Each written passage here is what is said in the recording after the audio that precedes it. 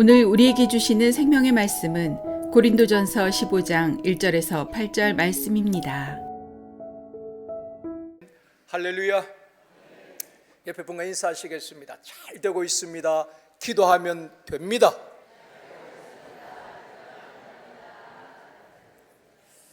다시 한번요, 이 시간 은혜 받읍시다.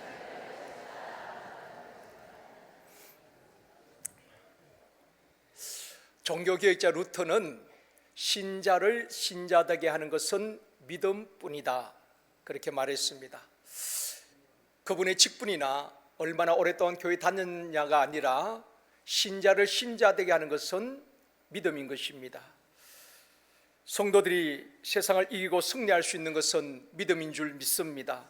요한 1서 5장 4절에서 말씀합니다. 같이 읽습니다. 무릇 하나님께로부터 난 자마다 세상을 이기느니라. 세상을 이기는 승리는 이것이니 우리의 믿음이니라. 그러기에 우리가 믿음을 구하고 하나님 주시는 선물 믿음을 얻어야 하는 것입니다. 기독교는 무엇을 믿는가? 우리는 무엇을 믿어야 하는가? 5가지 신앙이 확실해야 하는 것입니다. 첫 번째는 하나님께서 우주 만물을 창조하시고 우리 사람을 창조하셨다는 창조 신앙을 믿어야 하는 것입니다. 두 번째는 예수 그리스도를 믿음으로 구원받는다는 구원 신앙입니다. 세 번째는 죽은 자가 다시 살아난다는 부활 신앙입니다.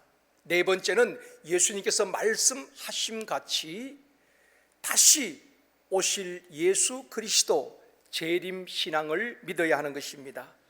다섯 번째는 천국에서 영원히 산다는 천국 신앙 또는 영생 신앙이라고 말하는 것입니다. 이 5가지 신앙이 확실해야 하는 것입니다. 우리가 매일 고백하는 사도신경 안에는 이 5가지 신앙 고백이 들어있는 것입니다. 천지를 지으신 하나님을 믿고 우리를 구원하신 예수 그리스도를 믿고 그분의 부활을 믿고 다시 오실 예수님을 믿는다고 고백하는 것입니다. 그래서 천국에서 영원히 산다고 우리가 늘 신앙 고백을 하고 있는 것입니다. 2024년 부활주일에 부활의 정인들이라는 제목으로 말씀을 드리려고 합니다. 우리가 사는 이 시대를 지구촌 시대라고 말합니다. 전 세계가 하나의 촌이 된 것입니다. 세계 곳곳에서 일어나는 사건과 사고를 여러분의 가정 안방에서 실시간으로 우리가 다 보고 듣고 있는 시대인 것입니다. 우리가 타는 비행기는 시속 약 900km로 비행합니다. 서울에서 뉴욕까지가 11,000km 정도 되는데 12시간, 13시간을 비행하게 됩니다. 앞으로는 스트램 제트 엔진을 활용하게 되면은 서울에서 뉴욕까지 지금은 13시간 걸리지만은 2시간 만에 갈 수 있는 그런 시대가 온다고 합니다. 이처럼 첨단 과학의 시대에도 결코 해결할 수 없는 것이 죄와 죽음 문제인 것입니다. 죄와 죽음 문제는 어떤 종교도 어떤 정치나 권력자들도 과학의 힘으로도 해결할 수 없었고 결코 해결할 수 앞으로도 없습니다.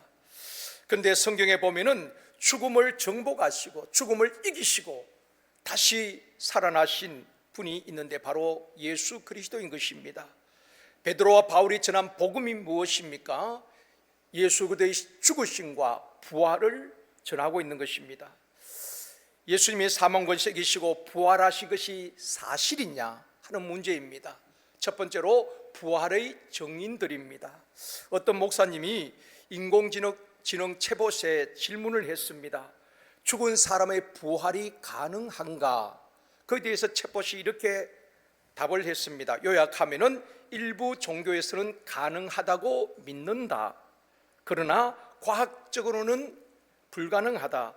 생명체의 신체적 기능이 중지되면 다시 살아날 수 없다라고 대답을 했습니다.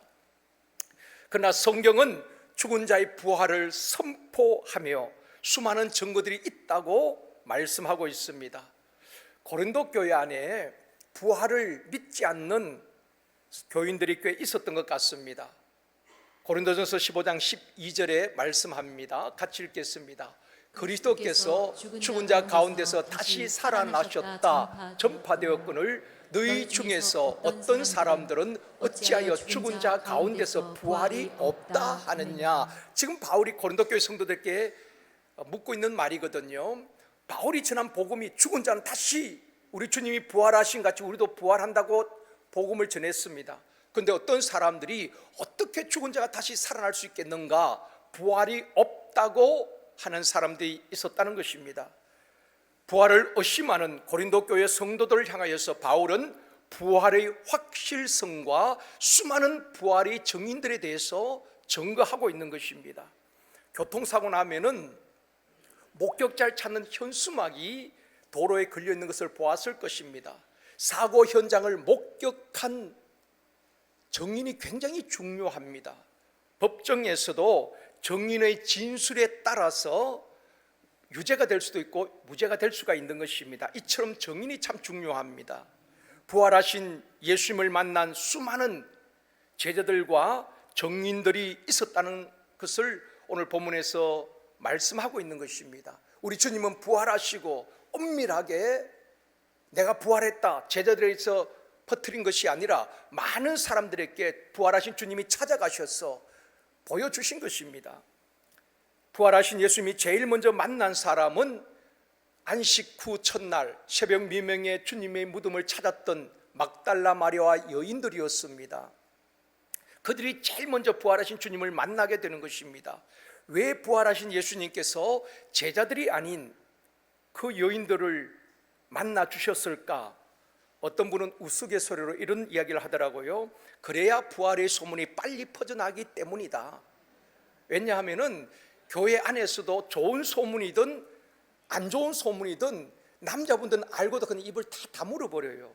남자분들 별로 말씀을 안 하십니다. 그런데 여성분들은 그냥 이야기를 하면서 금방 소문이 퍼져나가는 것입니다. 그래서 우리 주님께서 이 부활의 소문을 빨리 퍼뜨리기 위해서 여인들에게 제일 먼저 보여주셨고, 실제적으로 이 여인들이 제자들에게도 알리고 사방에 다니면서 예수님 부활했다고, 그 주님을 만났다고 또 전하게 되는 것입니다.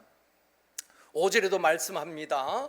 같이 읽습니다. 게바에게 보이시고 후에 12 제자에게와, 게바는 베드로죠. 부활하신 주님이 베드로에게도 보이시고 12 제자에게도 보여주셨습니다. 부활하신 예수님이 제일 먼저 제자들을 찾아오셨을 때에 도마는 그 자리에 없었습니다. 제자 가운데 도마는 그 자리에 없었거든요. 다른 제자들이 부활의 주님을 만난 다음에 도마에게 말하는 것입니다. 주님이 부활하셨어. 말씀대로 부활하시고 우리를 찾아오셨어. 부활의 주님을 우리가 만났어. 그때 도마는 이렇게 말합니다. 나는 믿을 수가 없어. 나는 주님을 만나지 않고는, 그분의 손을 만져보고 옆구리에 손을 넣어보지 않고는 나는 믿을 수가 없어. 8일 후에 부활의 주님이 다시 도마를 찾아오셨습니다. 그리고 도마에게 이렇게 말씀합니다. 요한복음 20장 27절 말씀입니다. 같이 읽습니다.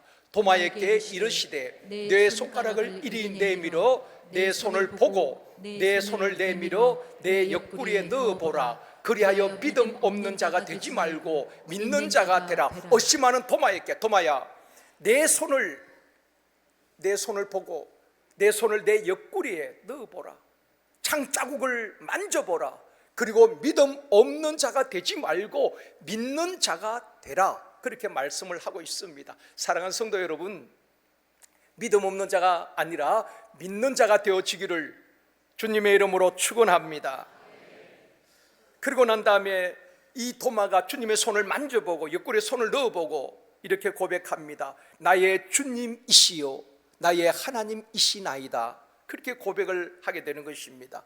6절에도 말씀합니다. 같이 읽습니다. 그 후에 500여 형제에게 일시에 보이셨나니 그 중에 지금까지 대다수는 살아있고 어떤 사람은 잠들었으며, 그리고 난 다음에 500여 명의 형제들에게 일시에 부활의 주님께서 나타나신 것입니다. 그리고 그 중에 지금까지 대다수는 살아있다고 말하고 있습니다. 이 고린도 전서가 서여진 시기는 주 55년에서 56년경이라고 합니다.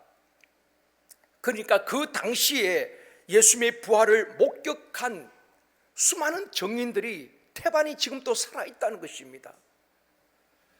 7절과 8절에서도 말씀합니다. 같이 읽습니다. 그 후에 야고보에게 보이셨으며 그 후에 모든 사도에게와 맨 나중에 만삭되지 못하여 난 자 같은 내게도 보이셨느니라. 그 후에도 야고보에게도 보이고 모든 사도에게도 보이고 또 바울에게도 보여주셨고 바울도 부활의 증인이다.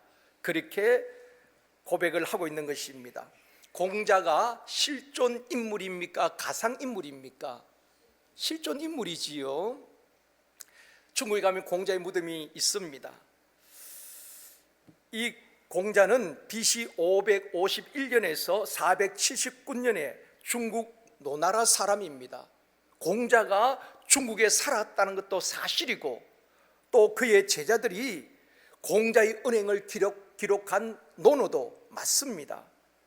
석가모니도 BC 466년에서 386년에 살았던 인물로 인도 가바라 성주 정반왕과 마야 부인 사이에 태어나서 29살에 출가를 하게 되어지고 도를 깨닫고 45년간 설법을 외치다 80세에 죽었다는 것도 사실입니다. 공자나 석가는 예수님이 육신을 입고 이 땅에 오시기 전 400~500년 전의 인물이거든요. 실존 인물입니다. 그렇다면 예수님께서 유대 땅 베들레헴에서 탄생하셨고 3년 동안 사역을 하시면서 제자들을 세우시고 나중에는 십자가에 죽으시고 다시 부활하신 것도 역사적인 사실인 것입니다. 거짓은 다 드러나게 되어 있습니다. 만약에 예수님의 부활이 거짓이라면 기독교는 존재할 수가 없습니다. 예수 그리스도의 죽으심과 부활을 믿는 것이 기독교인 줄 믿습니다. 두 번째로 죽음을 정복하시고 승리하신 예수님이십니다.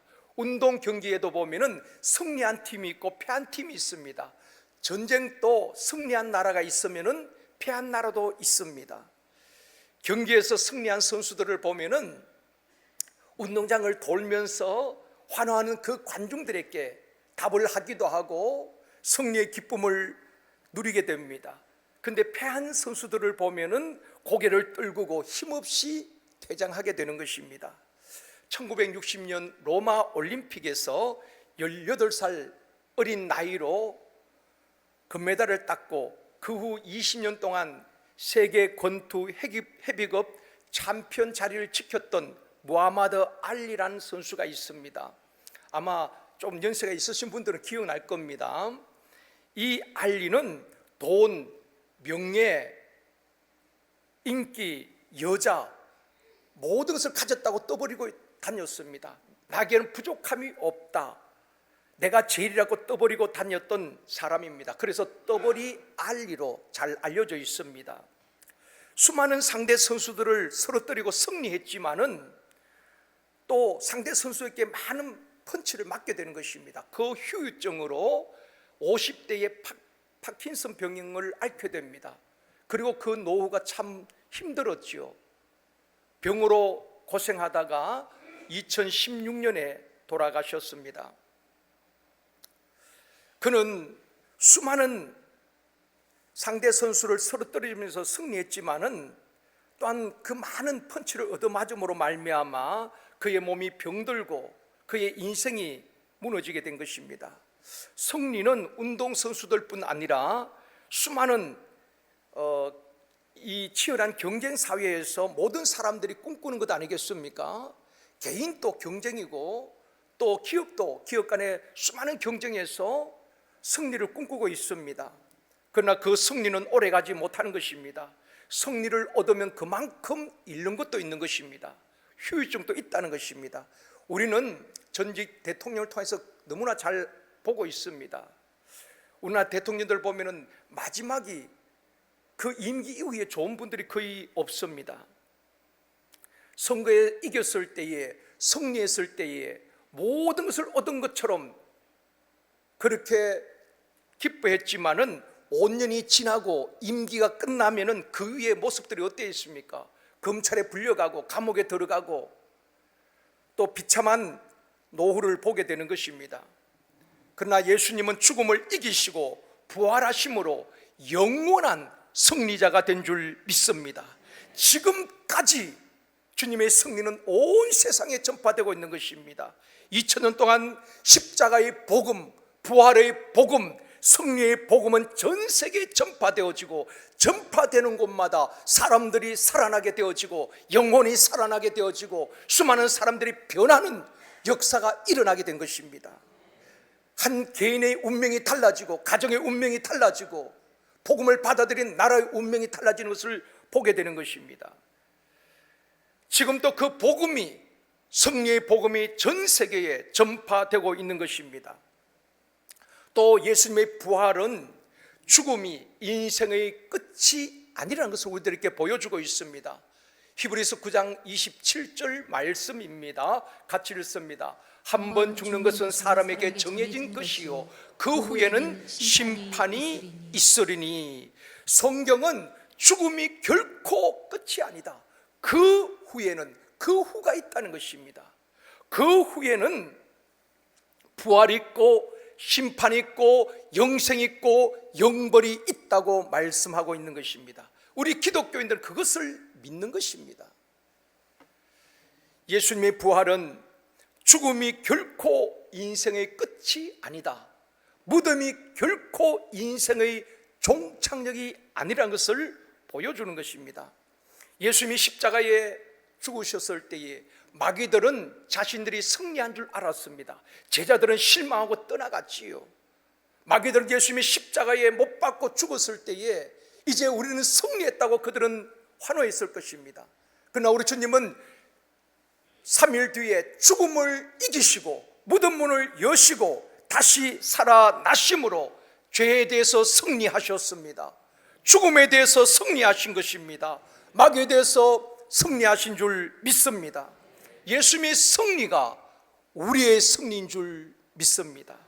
왜냐하면 고대 사회에서는 전쟁을 할 때에 전체가 싸우는 것이 아니라 그 나라의 장수가 대표로 나가서 싸운 것입니다. 그 사람이 이기면 그 나라가 이기는 것이고 그 사람이 지면 그 나라가 지는 것입니다. 진 자는 이긴 자의 종이 된다고 했거든요. 블레셋과 이스라엘 전쟁도 마찬가지입니다. 블레셋을 대표해서 골리앗이 나오고 이스라엘 대표해서 다윗이 나가 싸운 것 아니겠습니까? 다윗의 승리는 이스라엘 민족 전체의 승리인 것입니다. 이와 같이 우리 대장 되신 예수님이 마귀와 싸워 이기시고 사망 권세 이기시고 승리하신 것은 바로 우리 모두의 승리인 줄 믿습니다. 여러분, 부유하든 가난하든 몸이 건강하든 몸이 건강하지 못하든 기죽을 것 없습니다. 우리는 주님이 승리하신 같이 반드시 최후 승리 얻게 되어줄 줄 믿습니다. 성경에서 말하는 최후 승리는 죽음 이후를 말하는 것입니다. 죽음 이후에 우리는 영원한 지옥에 가는 것이 아니라 영원한 생명을 얻게 되어지고 천국에서 영생 복락을 누리게 된다는 것입니다. 이것이 최후 승리란 것입니다. 우리가 찬송하지 않습니까? 최후 승리 얻기까지 주의 십자가 자랑하리기. 여러분, 이 땅에 살면서 때로는 힘들고 때로는 주저앉고 싶을 때도 있을 것입니다. 우리 주님의 승리를 날마다 묵상하면서 치열한 삶의 현장에서 날마다 승리의 삶을 살아내는, 죄와 이겨 승리하고 시험을 이기고 승리하고 마귀와 싸워 승리하는 저와 여러분이 되어주기를 주님의 이름으로 축원합니다. 세 번째는 어떤 몸으로 부활하는가 하는 것입니다. 예수님이 부활하신 것처럼 주님이 다시 오실 때 모든 사람을 다시 살리시고 부활시키시고 심판하시는데 어떤 몸으로 부활할 것인가? 부활에 대해서 참 궁금한 것이 많이 있습니다. 당시에도 사람들이 이 부활에 대해서 궁금한 것을 물었습니다. 고린도전서 15장 35절입니다. 같이 읽습니다.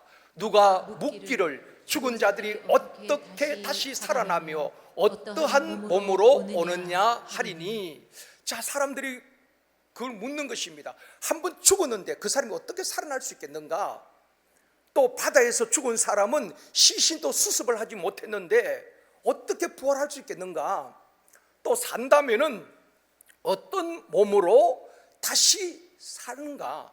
이게 대해서 궁금한 것이 참 많았던 것 같습니다. 거기에 대해서 성경은 일부분을 답을 주고 있습니다. 예를 들어서 어릴 때 죽은 사람들도 있을 것입니다. 또 연세가 많이 들면은 치아도 다 빠지잖아요. 또 머리도 백발이 됩니다. 그러면 우리가 부활할 때에 죽을 때 그 모습, 이빨이 다 빠지고 하얀 머리로 우리가 부활할 것인가? 아니면 가장 젊을 때 아름다운 모습으로 부활할 것인가? 여러분 궁금하지 않습니까? 아무도 궁금하지 않은 것 같은데 제가 이제 답을 드릴게요. 아마 사람들이 그렇게 궁금해서 질문을 했던 것입니다. 어떻게 다시 살며 어떤 몸으로 살아날 것인가? 거기에 대해서 바울은 오늘 15장에서 답을 하고 있습니다. 그래서 고린도전서 15장을 부활장이라고 말하는 것입니다.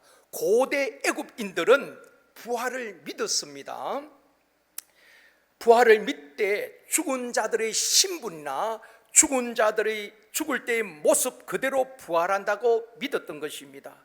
그래서 왕은 국력을 다하여서 피라밋을 만든 것입니다. 한 24년 전에 2000년도에 제가 이집트를 방문해서 이 피라밋을 이렇게 방문했습니다. 그때 몸이 이렇게 실했습니다. 사막 위에 이렇게 피라밋이 3개가 이렇게 있습니다. 이 사막에 이 큰 돌을 어떻게 운반했을까? 그때 노예들이 수십만 명의 노예가 동원이 된 것입니다. 그 돌을 끌어다가 이 돌무덤이거든요. 가까이 가서 보면은 돌무덤입니다. 그래서 이 피라밋은 이집트의 2대, 3대, 4대 왕의 무덤인 것입니다. 이 가까이 본 것이 다 돌입니다. 어떻게 이렇게 정교하게 세 무덤이 다 높이가 조금씩 다릅니다. 하나는 143m, 하나는 146m, 비슷비슷하지만 조금 차이가 있습니다. 이런 돌을 끌어다가 그 사막에다가 이런 피라밋을 만든 것입니다. 왕의 무덤이거든요. 그리고 그 앞에는 우리가 잘 알고 있는 스핑크스가 있습니다. 스핑크스 제가 찍은 사진입니다. 이 몸체는 사자의 몸입니다. 그런데 얼굴형은 사람의 모양이거든요. 이 왕의 무덤을 지키는 수호 역할을 하는 그런 의미인 것입니다. 그리고 그 안에 묻힐 때에 노예나 궁녀뿐 아니라 왕관을 비롯해서 왕의 장신구도 다 안에 묻었습니다. 제가 그 밑으로 무덤 속에 내려가 보았거든요. 다 도난당하고 없었지만은 왕의 무덤이 있고 장신구들도 다 비치해 두었던 곳이 있고, 그리고 그 옆에 큰 곡물 단지가 있습니다. 당시에 왕을 묻을 때에 곡물도 곡식도 다 함께 그 안에 넣어두었다는 것입니다. 왜냐하면 왕이 부활할 때에 왕을 왕궁까지 호위할 노예들, 궁녀들이 먹을 양식을 그 곡물 단지에 다 가득가득 두었다는 것입니다. 그러니까 고대 애굽인들도 부활을 믿었는데 죽을 때의 신분, 죽을 때의 모습으로 부활한다고 믿었던 것입니다. 그래서 그렇게 왕의 무덤을 화려하게 그렇게 한 것입니다. 만약에 우리가 부활할 때 죽을 때의 신분이나 모습으로, 부자는 부자로, 가난한 사람은 가난한 사람으로, 또 왕은 왕으로, 노예는 노예로 부활한다면 얼마나 불공평하겠습니까? 이 땅에 살면서도 가난하게 살았는데 부활에서도 그렇게 가난하다면 그런 천국 가고 싶겠습니까? 마태복음 22장 30절에서 이렇게 말씀합니다. 같이 읽겠습니다. 부활 때에는 장가도 아니 가고 시집도 아니 가고 하늘에 있는 천사들과 같으니라. 여러분, 이빨이 다 빠지고 하얀 백발로 부활한 것 아닙니다. 그러면 얼마나 무섭겠습니까? 서로가. 그때는 부활 때는 장가도 안 가고 시집도 안 가고 하늘에 있는 천사들과 같으니라. 그리고 15장 53절도 말씀합니다. 같이 읽겠습니다. 이 썩을 것이 반드시 썩지 않을 것을 입겠고 이 죽을 것이 죽지 아니함을 입으리로다. 사랑하는 성도 여러분, 지금 우리 몸은 죽으면 땅에 묻잖아요. 묻으면은 다 흙으로 만들어졌기 때문에 흙으로 다 돌아가는 것입니다. 다 썩습니다. 지금은 또 장례도 많이 화장도 많이 합니다. 뜨거운 불 속에 넣으면 다 몸은 다 타버리는 것입니다. 뼈만 남잖아요. 이처럼 다시 부활할 때는 썩을 몸이 썩지 않을 몸으로, 타지 아니할 몸으로, 죽지 아니할 몸으로, 신령한 몸으로 다 다시 부활시킨다는 것입니다. 그렇기 때문에 아마 여러분들 가장 아름다운 신령한 천사와 같은 모습으로 우리를 부활시키고 심판을 하신다는 것입니다. 고린도전서 15장 37절에도 말씀합니다. 같이 읽습니다. 또 내가 뿌리는 것은 장래의 형체를 뿌리는 것이 아니요 다만 밀이나 다른 것의 알갱이 뿐이로되. 무슨 말인가 하면은 사람이 어떻게 다시 살아나느냐, 어떤 몸으로 다시 살아날 것인가, 그에 대해서 지금 바울은 이런 답변을 하고 있는 것입니다. 농사를 지은 분들은 알 겁니다. 토마토나 감자나 수박을 심을 때에 그 수박을 심는 게 아니거든요. 형체를 심는 것이 아닙니다. 조그마한 수박을 심어가지고 그것이 나중에 큰 수박이 되고 그런 거 아니거든요. 씨를 뿌리면은 씨는 땅 속에서 다 죽어 없어져 버리는 것입니다. 그런데 나중에 싹이 나고 전혀 다른 형체의 모습들이 나타나는 것입니다. 그래서 나중에 큰 수박들이 다른 모습으로 나타난다는 것입니다. 상추를 보면은 여러분, 상추를 이렇게 심는 것 아니죠. 원래는 씨를 뿌리면은 상추가 이렇게 나게 되는 것입니다. 다른 형체로 나타난다는 것입니다. 씨를 심었는데 다른 형체의 모습으로 상추가 이렇게 나타나는 것입니다. 우리의 몸도 그렇다는 것입니다. 지금 우리가 생각하는 그런 몸은 아닐 겁니다. 추운 겨울에도 보면은 모든 대지가 꽁꽁 얼어붙고 모든 생명체가 다 죽은 것 같잖아요.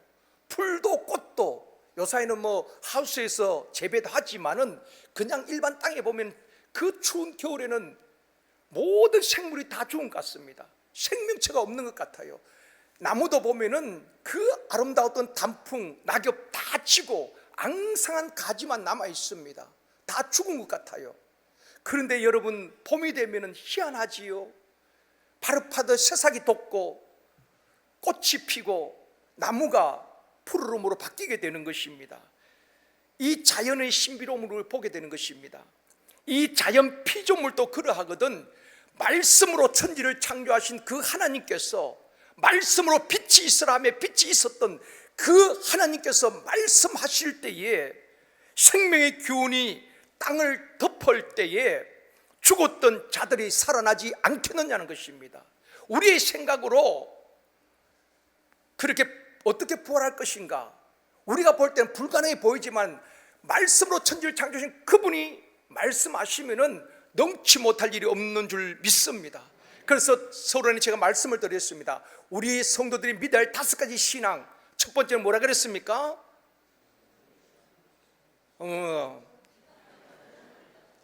이걸 정확하게 믿어야 되는 것입니다. 첫째는 말씀으로 천지 만물을 창조하시고 우리 인간을 창조하신 창조신앙.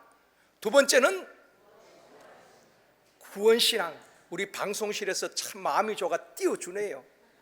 이거 보고 하라고. 세 번째는 죽은 자가 다시 살아날 줄 믿는 부활신앙. 네 번째는 다시 오실 주님 재림신앙. 다섯 번째는 영원한 생명을 누리는 천국신앙, 영생신앙. 이 5가지 신앙이 우리 신앙 고백인 것입니다. 이것만 확실히 믿으면 여러분 흔들리지 않아요.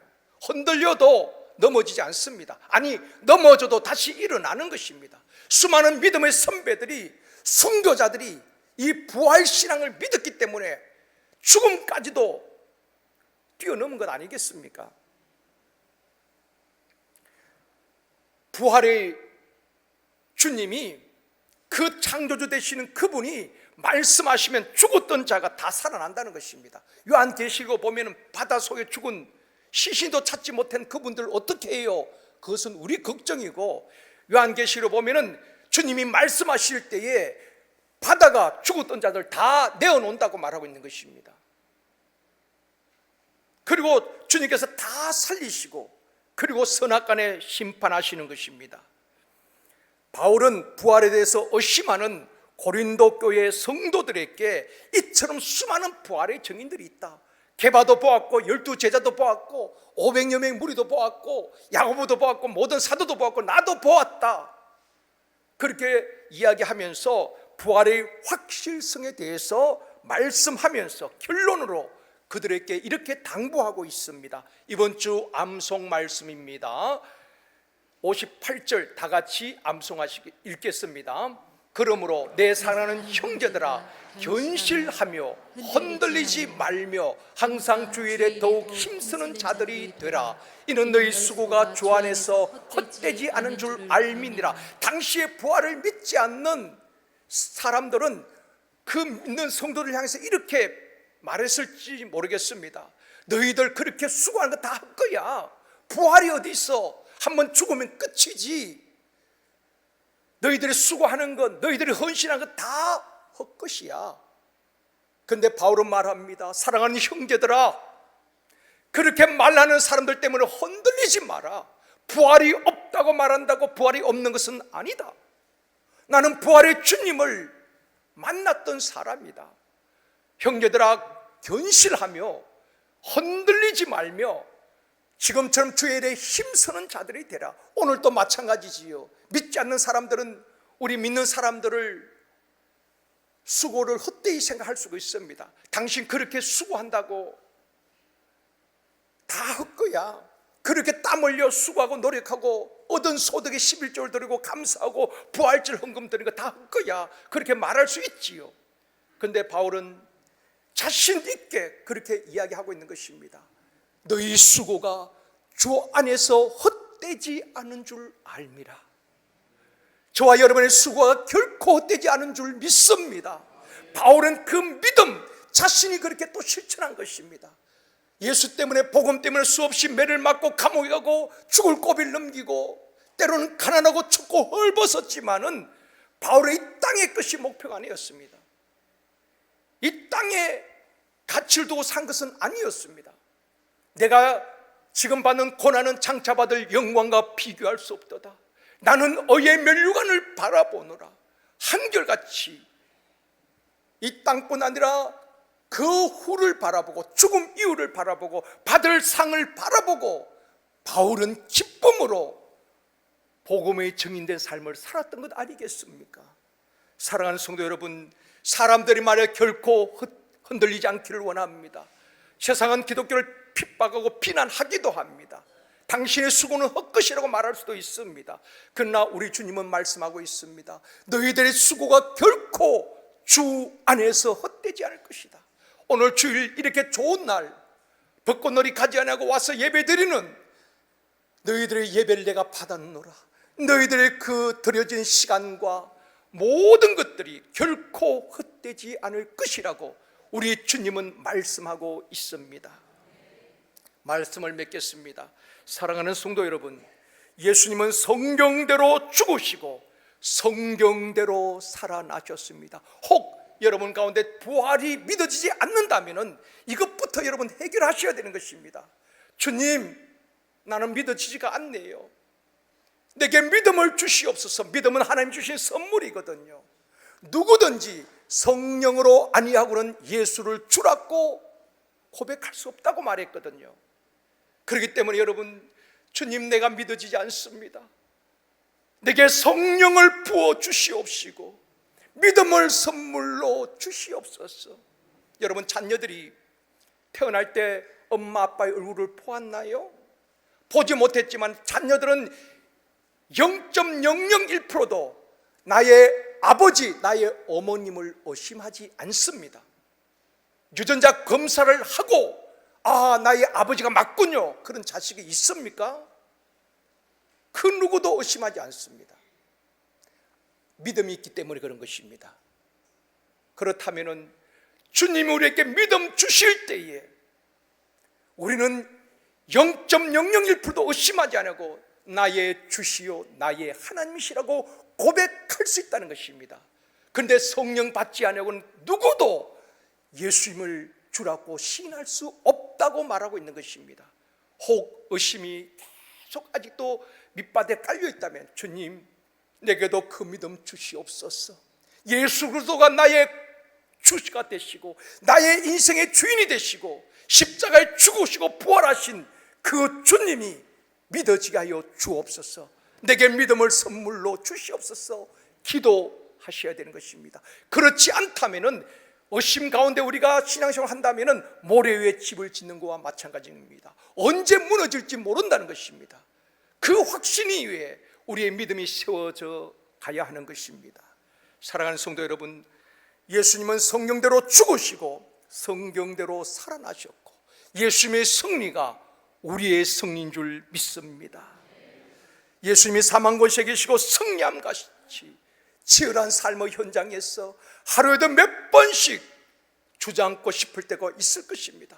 사는 것이 너무 벅차고 힘들 때도 있을 것입니다. 그럴 때마다 주님의 십자가를 바라보고 사망 권세에 계시고 부활하신 예수 그리스도, 주님의 승리가 나의 승리임을 확신하고 수많은 사람들이 그 십자가의 길을 갔던 믿음의 선진들처럼 우리가 넉넉히 이기고 승리하며 하나님께 영광 올려드리는 저와 여러분 되어주기를 주님의 이름으로 축원합니다.